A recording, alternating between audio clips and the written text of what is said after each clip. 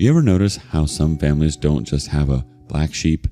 They have a whole petting zoo of bad decisions? Today on Our Space, people who should know better, but somehow don't. Fiancée got pregnant with my brother's baby. Family celebrated. Now she's chasing me when brother ghosted. I, 36 male, never thought my life would take such a humiliating turn. I've been in a relationship with this woman, Carol, 30 female, for the last 3 years. A year back, I put a ring on her finger. She was dancing with joy and couldn't stop talking about the wedding. Since then, I had been saving up to fulfill all her desires. She wanted the best venue in town, best decoration and cake. I was happily doing it for her, taking extra shifts at work, saving every penny I could so that she could have the best day of her life. And you know how she returned the favor? She slept with my brother. Not only that, she got knocked up. A little background about him. Tim, 30 male, is my younger brother. If there's one word to describe him, it's directionless, but somehow he has always been the golden child in my parents' eyes. Not because he achieved anything, but because he stayed and remained close to them. Running errands, driving them to the bank appointments, taking them to health checkups, fixing their phone issues. He did all the surface level, dutiful son things that look good from the outside. However, it was never out of love. Everything he did came with an ulterior motive. He kept himself useful, so he had a place to return to whenever he was broke. He used my parents as a safety net for food, shelter, money, and emotional validation. His life has basically been one long string of half-starts and disasters. He dropped out of college, pulled out the tuition money, and blew it on some business idea that died in a few months. After that, he bounced between odd jobs trying to make ends meet before deciding he wanted to go to music school. That didn't last either. He quit halfway to start a band that only survived a year. Then, it was back to odd jobs and freeloading. Every now and then, he'd land a gig to play guitar at some event that paid well. He'd blow through the cash in weeks and spend the next few months broke, borrowing from anyone who would pick up his call. I lent him a few times too, before I realized all I was doing was enabling him. I pulled away. Never imagined he would repay me by stabbing me in the back. One afternoon, I got a call from my mother inviting me to dinner. Her tone felt off. I asked if everything was okay. She said yes, just that they wanted to discuss something important. I dreaded it might be about their health or finances. Never, not even for a second, did I consider the nightmare waiting for me. When I reached the house, the atmosphere felt heavy. Carol was already there, sitting on the couch with pale, distressed, swollen eyes. Tim was sitting right next to her, unusually quiet and avoiding eye contact. I felt a knot form in my stomach. I walked closer and asked Carol if everything was all right, but she didn't answer. My mother told me to sit down. My heart sank. I thought someone was dying or diagnosed with something. I kept asking what's happening. Mom held Carol's hand and said, "Carol's pregnant." For a moment, my mind completely blanked. I was like, how did it happen?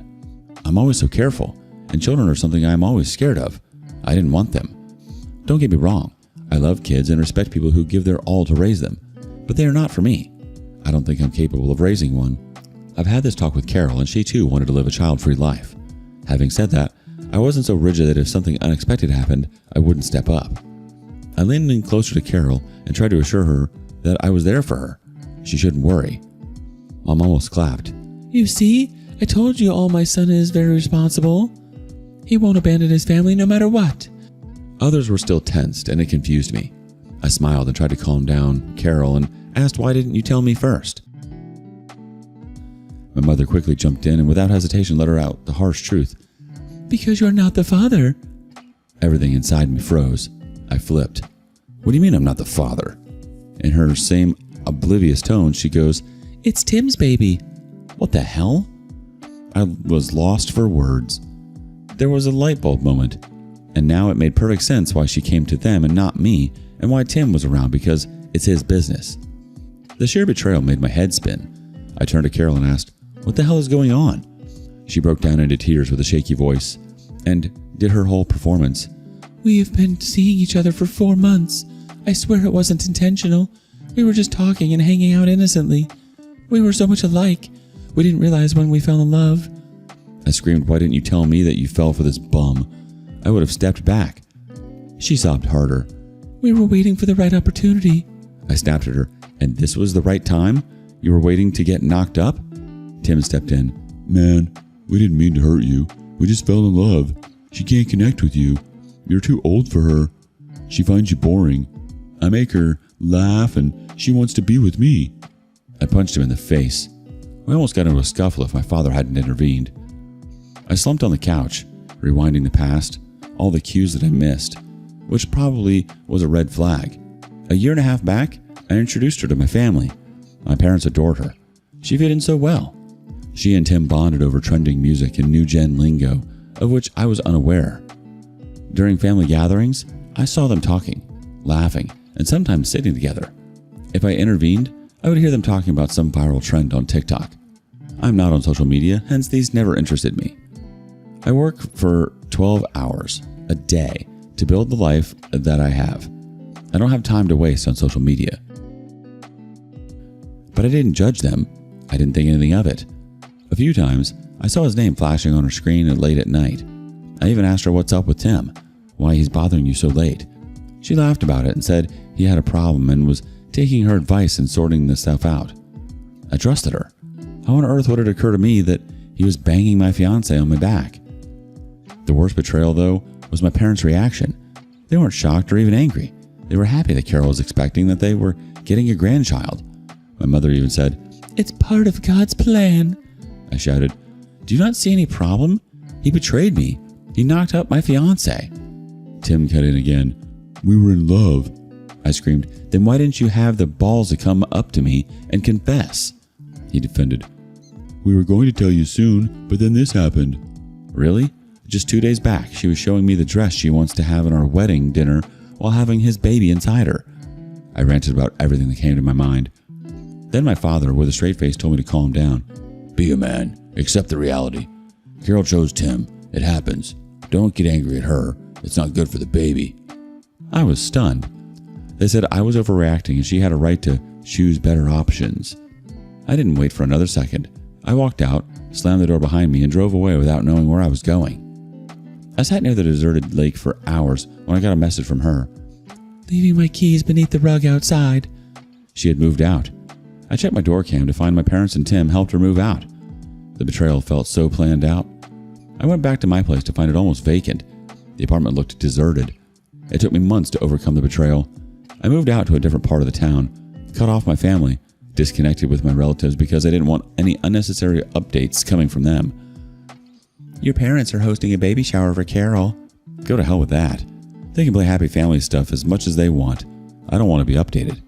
I had to seek therapy to come to terms that you can love someone deeply and they can still choose someone else without hesitation. And sometimes the people you think will stand with you will abandon you in the very moment you need them the most. And that's okay. It's their choice. And I also got to choose how I want to deal with it. I cut off everyone who brought me down, worked on myself, and moved on. It's been almost a year since everything fell apart. It has been the most brutal year so far. No matter how positive I sounded, I was pathetic inside. Had to force myself to get out of bed every morning. Went for therapy, and slowly, I was able to cope with the betrayal. At least that's what I thought until yesterday. She suddenly appeared, and months of therapy and self-work went for a loss. Around 9:30 p.m., my doorbell rang. I was expecting a delivery guy, so I answered without checking. The moment I opened the door, I froze. It was her standing there with a baby wrapped in a blanket in her arms. My first instinct should have been concern or sympathy, but seeing a woman with a baby at such a late hour, instead, it was pure, burning rage that shot up from my gut. Her first words were, "Please help me." I almost slammed the door in her face right away, but she shoved her foot forward just enough to keep the door open. I was shocked at her audacity. After everything she did, she dared to show up here with this baby and ask me for help. She was pleading, "I'm in trouble. Tim abandoned us. I can't do this alone. How am I going to raise this baby?" She started crying profusely, and her tears rolled down her cheeks and fell on her baby's face. This should have melted a lot of people. I know, but it didn't work for me. Sorry, you can call me whatever you want, but I remained unmoved. There's just so much hatred inside me that I just couldn't even look at that baby. He was the living evidence of the betrayal. I snapped at her. "Not my problem. You went for a better person. It's not my problem that it turned out to be a trash," and slammed the door so hard it echoed down the hall. She knocked a few times, but I didn't answer. The knocking stopped after some time. Those few minutes of encounter scratched all the old wounds. I thought I'd moved on from my past. Looks like the pain was still buried inside me. Maybe I hadn't moved on the way that I thought I did. This was the first time I had seen her after that D-Day. Until the truth came out, she was the love of my life. And after that, she was a cheater. Nothing in between. Maybe I didn't get the chance to release my anger. Not only on her, but on my whole family. I had entirely cut myself off from everyone. I'm having a sleepless night thinking about all of this and how I actually move on. I really don't know if my therapy ever helped or my emotions were just buried inside. Do any of you relate to this? Like, even though you feel you have moved on, but when the past comes right in front, you lose track of everything. Your fiancé maintained a whole double life for months while accepting your love, your money, your time, and your future plans. She let you work extra shifts to build a dream wedding she knew she'd never actually walk into with you. That's straight up cruel. And then your brother didn't have the courage to step up, say the truth, or act like a man. Instead, he waited until your fiancé got pregnant and then tried to act like you were the problem for being upset. Coward. Then the moment Tim bailed, which is exactly what a person like him does, she tried to fall back on you. Not because she loves you or regrets what she did, but because you were always the stable, responsible one. Update 1. Looks like my past is following me like a ghost. Before the update, I wanted to thank everyone who engaged on my post. It's reassuring to know that I am not a loser to feel that way. I was disturbed not because I wanted her back or anything such. I was furious about how she thought she could waltz into my life after betraying me so badly. She cheated on me, said I was boring and old, and now she appeared asking for help. My brain has been repeating the conversation on loop. I hate that she still has the power over me. Today was no different. I was drained and just wanted to crash, but as soon as I entered my building, she was sitting on the stairs near the elevator, clutching her baby like a sympathy prop. For a second, I thought about turning around and running like hell, but she saw me before I could even try. Her eyes lit up like she genuinely believed I would melt seeing her again. She begged, "I just need a minute. Please, hear me out." I didn't even look at her. The elevator doors opened, but I couldn't bring myself to get inside with her. Even the thought made me nauseous. I turned and walked toward the stairs. She followed me while blabbering, "Tim left us with nothing. He doesn't answer my calls. He doesn't even want to look at his son." I cut her off. "That really sucks. But isn't this what you signed up for when you got knocked up?" She cried, "For God's sake, he's your nephew. Don't talk like that about the baby at least." That word nephew hit like a punch. The affair baby she had with that loser bum was suddenly pinned to me as my nephew. I ignored her and just kept moving, but I realized if I go home, she would create a mess. It would be difficult to get rid of her. Instead, I turned back and climbed down the stairs. She followed me until my car, trying to hold my arms, begging and pleading to talk to her.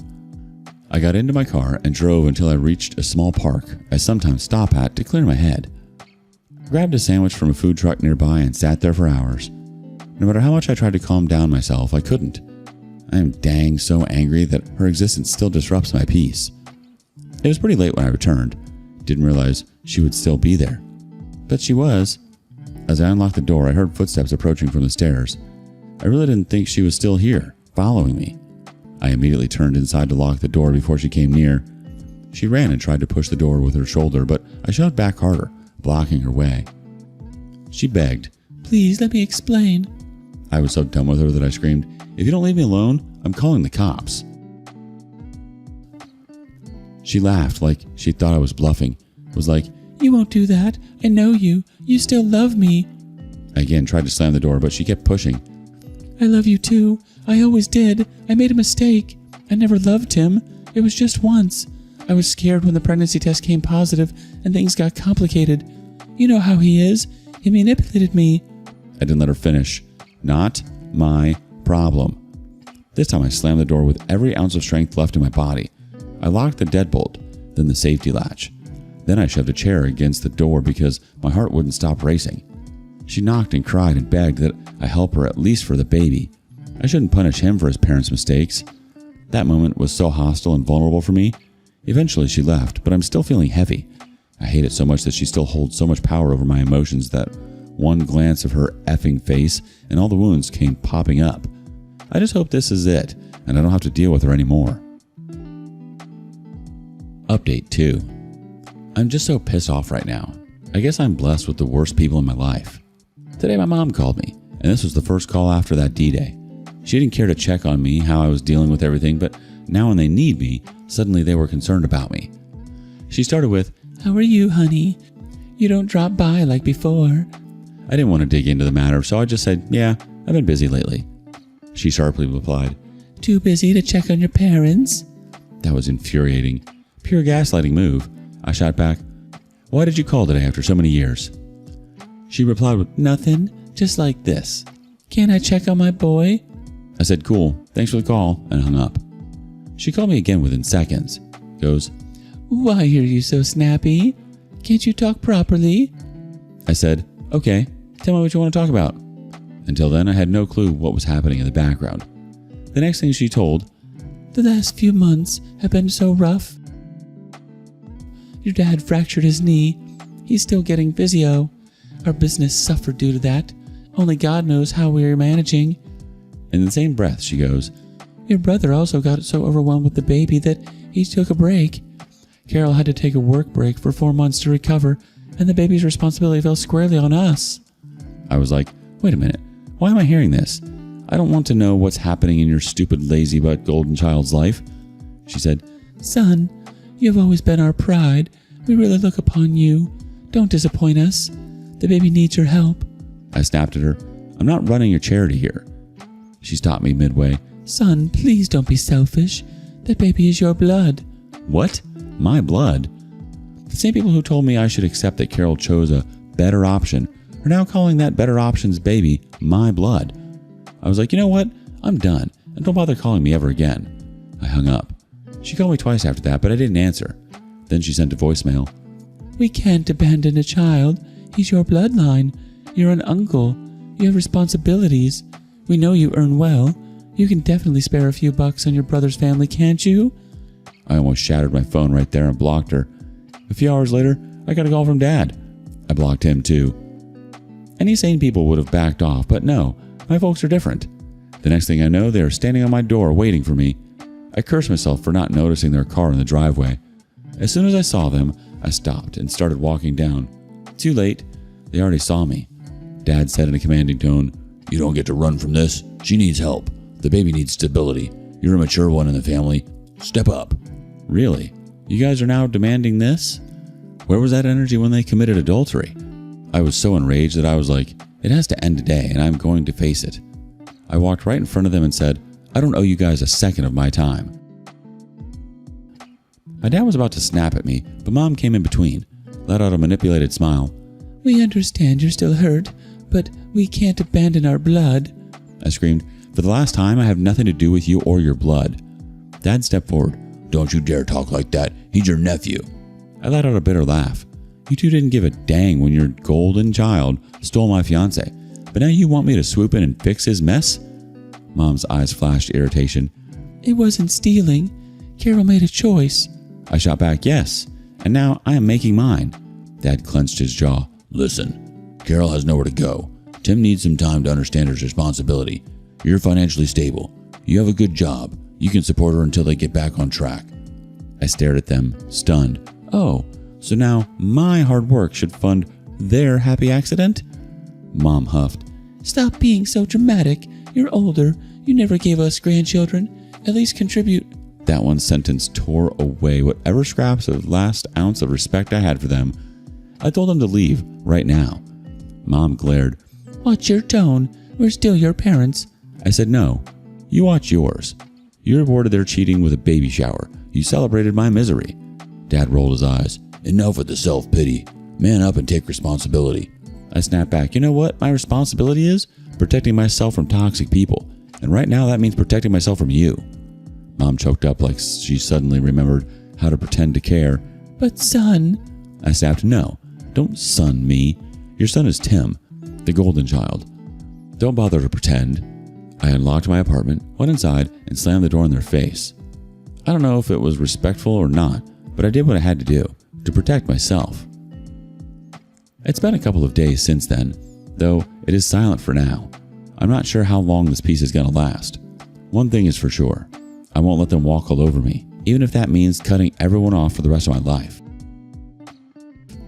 Thanks for reading this. Your parents coming back into the picture? That's a whole new level. They ignored your pain when you were the one who was betrayed. They supported your brother's relationship with your ex. They minimized what happened and blamed you. And now that golden child failed, now that their lives are getting inconvenient, suddenly you matter again. Suddenly your money matters. Suddenly family matters. You're right to block them. You're right to shut the door. Literally and figuratively. These people don't respect you. They don't value you. They don't support you. They only show up when you're useful to them. If your family suddenly expected you to fix someone else's mess, what would you do? Let us know in the comments below. And thank you for joining us today on Our Space. Be sure to like and subscribe and hit that notification bell so you don't miss out on our next video. Until next time.